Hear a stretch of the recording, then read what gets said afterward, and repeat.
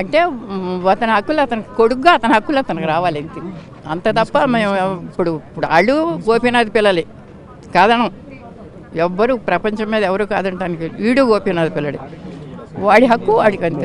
నా మనవడు వాడు కూడా మనవడు కాబట్టి వాడికి కూడా తగిన ఇది ఇవ్వని కుటుంబం అంటే కుటుంబం ఉండాలి. పోటీ చేస్తున్నారో ఏమో నాకు తెలీదు, నేను చూశాను మీ అందరికి మళ్ళీ.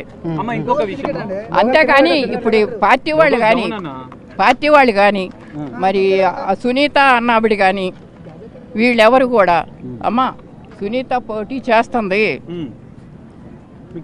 ఈవిడైనా నేను పోటీ చేస్తున్నాను, పెద్దదాని నువ్వు ఉన్నావు అన్న మాట ఉండాలి కదా. తండ్రి లేకపోతే అన్యాయం కదా. ఆ స్థలం ఆక్రమించుకున్న తర్వాత వాడికి ఎక్కడుంది, వచ్చాడా అంటే ఏదో తండ్రి మాట్లాడుకుంటున్నాడు పైన, నేను తల్లిని నేను వెళ్ళగలిగానా, నేను అక్కడ కొడుకుని అట్టాగే మాట్లాడుతున్నాను. ఇప్పుడు అన్యాయం కదా, బిడ్డ తండ్రి లేకుండా అటువంటి బిడ్డ పెరిగితే అన్యాయం కదా అది. చచ్చిపోయి ఇప్పుడు నేను అతను ఉన్నంతసేపు నేను పట్టుకోవాలి, ఎందుకు తండ్రి బాధ్యత ఉంది కాబట్టి. అతను చచ్చిపోయిన తర్వాత నేను పట్టుకోవాలా వద్దా మీరు చెప్పండి. ఎప్పుడు మాట్లాడుకునే వాళ్ళే తెలియదు, ఫోన్లో నాకేం తెలుస్తుంది. నాకు చెప్పాడు నువ్వు వాడికి ఏమైనా చేయాలంటే చేస్తానమ్మా, నేను టచ్లోనే ఉన్నానా నాకు చెప్పాడు. నాకు 2 సంవత్సరాలు